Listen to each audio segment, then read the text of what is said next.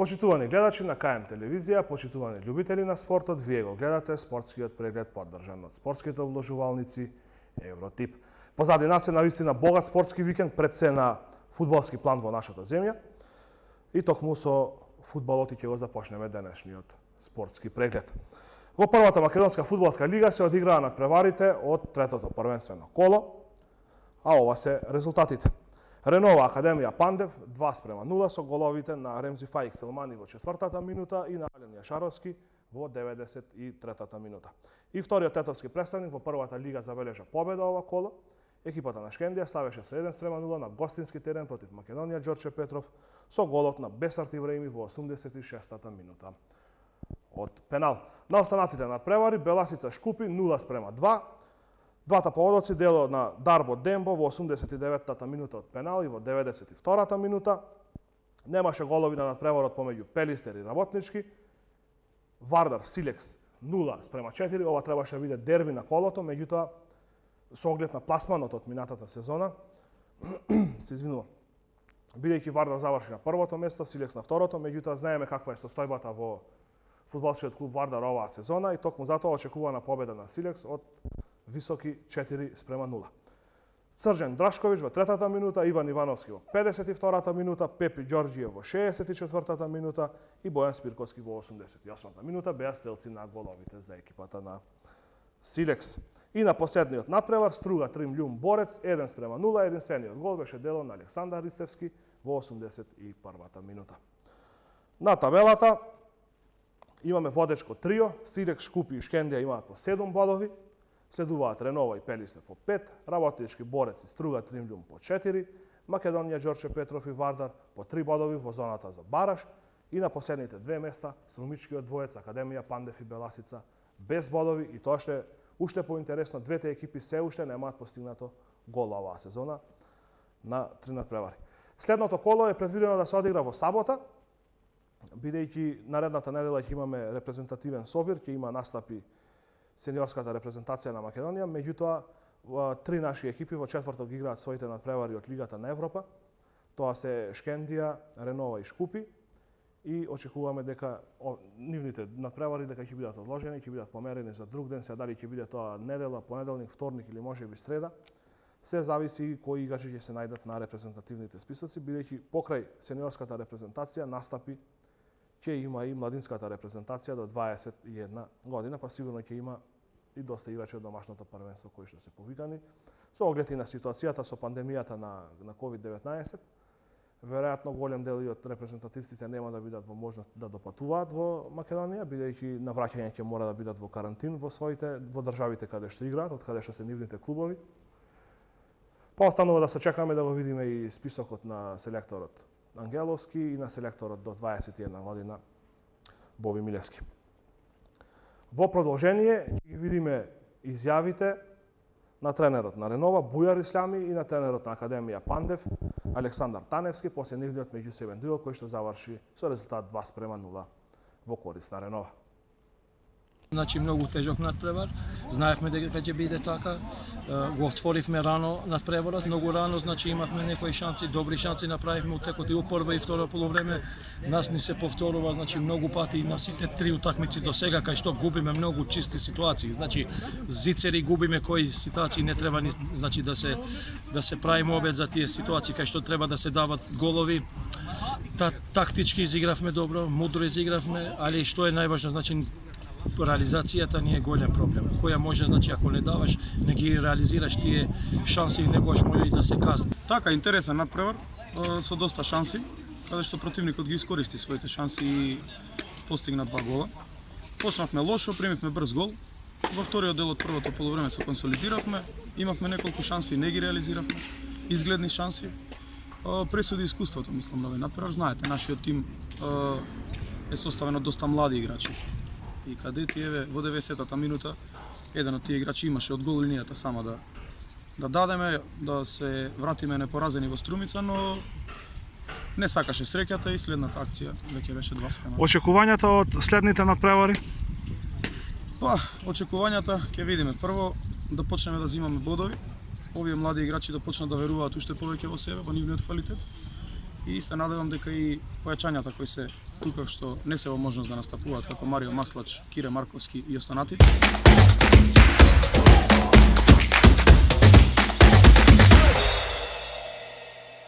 Тоа беа изјавите на тренерите на Ренова и Академија Пандев. Во продолжение ќе го видиме единствениот гол од надпреварот помеѓу Македонија Ѓорче Петров и Шкендија, кој ќе заврши со резултат 1:0 за тетовската екипа.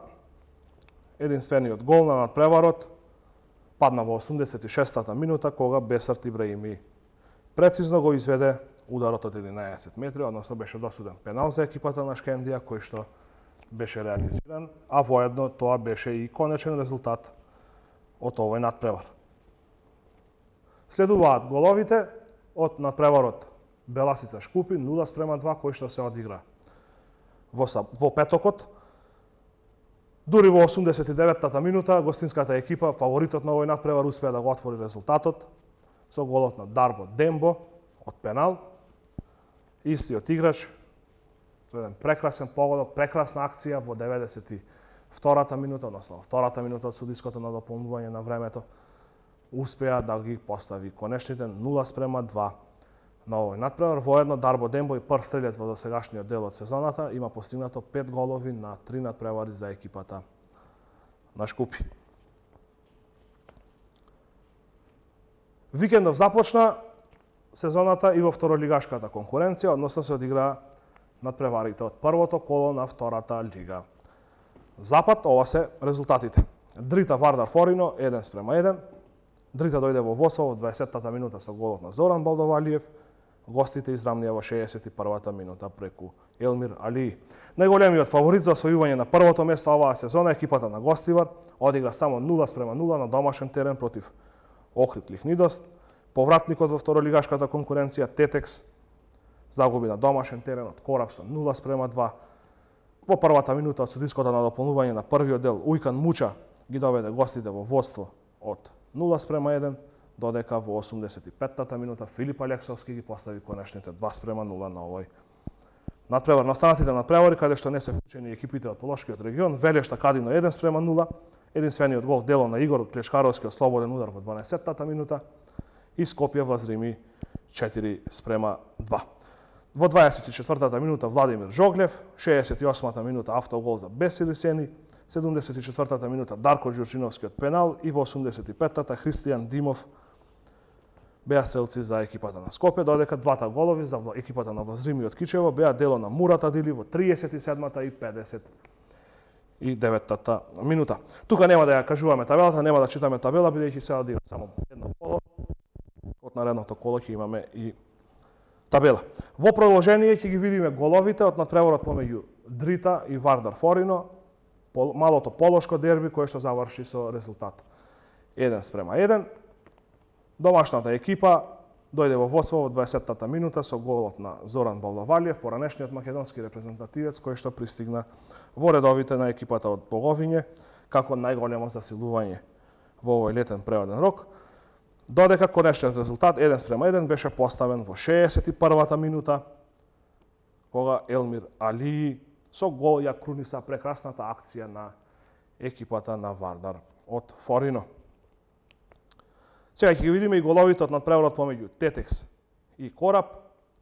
Гостите дојдоа во водство во 46-та минута од првиот дел во судиското надополнување. Голема грешка на централниот дефанзивец на Тетекс Марко Стојчевски. Ујкан Муча ја искористи ситуацијата и ги доведе гостите во водство од 1:0. Во 68-та минута екипата на Тетекс не успеа да реализира пенал. Љавдрим Скендери стрелаше само во стативата од голот на екипата на Кораб. На спротивната страна следуваше казна во 85-та минута Филип Алексовски ги постави конечните 0:2 за екипата на Кораб и морам да признам најубавиот момент на овој надпревар беше овој погодок. Школски изведена акција од својот 16-сетник се до постигнување на гол на спротивната страна до перфекција изведена акција на играчите на Кораб. Сега ќе ги погледнеме и изјавите после надпреварот на тренерите на двете екипи, Ивица Јовановски на домашните на екипата на Тетекс и Боби Стојковски од екипата на Кораб. Кога се прават вакви грешки, се знае исходот на надпреварот. Сосема коректно прво полувреме, меѓутоа по мене кобна беше таа 46-та минута кога нашиот играч се лизна и има возможи на противничките играчи да дадат голот. Наша грешка. Пробав на полувреме да ја подигнем екипата на психолошки план. Тешко одеше. Екипата на Кораб се покаже како добар противник, добра екипа. Меѓутоа, Тетекс имаше своји шанси. Дури дојдовме и до пенал. Меѓутоа и тука не успеавме да реализираме. Стигна казната на контра во 85-та минута и ја мислим дека Кораб заслужено победи од Тетово. Наше е да не чека многу работа. Првенството што туку започна. Јас мислам дека со една добра, организирана работа од сите структури во клубот, Тетекс ќе се издигне на оваа ситуација. Благодарам на честитките. Прво им честитам на моите момци за одлично извршените задачи. Можевме многу порано да го решиме надпреварот. Екипата на Тетекс со сите нивни проблеми, додека има, да не речам, додека бе спремни, се држеа, меѓутоа после победи подобро поспремниот физички противник. Тоа беа изјавите на Јовановски и Стојковски, тренерите на Тетекс и Кораб. Ова коло во второлигашката конкуренција за одбележување е тоа што екипата на Тетекс за прв пат после повеќе од 5 години како домаќин еден првенствен надпревар играше на градскиот стадион во Тетово. Голем момент за тетовскиот клуб и за навивачите и за поддржувачите на екипата на Тетекс. Со повремени прекини Тетекс играше на неколку стадиони во Скопје, во Ѓорче Петров, играше и на градски во Скопје, играше и во Маџари на стадионот Борис Трајковски, играше и на теренот од Агенција за млади и спорт во Ѓорче Петров, па дури играше Тетекс домаќин и на градскиот стадион во Велес. Се покренуваа многу акции Тетекс да се врати во Тетово. Кога тоа раководство кое што го пресели клубот, односно имаше обид да го пресели клубот, си замина. Тетекс се врати во Тетово, меѓутоа своите надпревари ги играше на стадионот на Агенцијата за млади и спорт со вештачка трева на спортскиот центар во Тетово и така беше во изминатите 3 години за конечно вчера Тетекс како домаќин да заигра на градскиот стадион во Тетово. Што се тоа значи за тетовскиот клуб и како дојде до тоа Тетекс да се врати на градскиот стадион во Тетово, ќе видиме и ќе слушнеме од изјавата на Зоран Трпковски, членот на управниот одбор на фудбалскиот клуб Тетекс. Благодарност голема до вашата покана во емисијата Спортски преглед. Ова посвраќањето на Тетекс после 5 години е голем чин и настан за љубителите на фудбалот во Тетово, за самата навијачка група Војводи, а исто така после 5 годишно лутање на фудбалскиот клуб Тетекс повторно се враќа во својот дом, што е тоа голем настан и голем чин и мислам дека Тетекс заслужува да биде дел од овој фудбалски храм, каде што знаеме што представува овој спортски објект за фудбалскиот клуб Тетекс. Мислам дека после големи преговарања, големи убедувања, големи водење на разговори со општинарите, со луѓето, како што градоначалниците, така и со луѓето нејзини што се претпоставени таму, најдовме еден споразум, најдовме една сатисфакција да Тетекс го вратиме во својот фудбалски дом. И мислам дека љубителите на фудбалот нека бидат пресечни дека Тетекс после 5 години се врати во своето, што се вика, огниште, каде што и таму му е местото.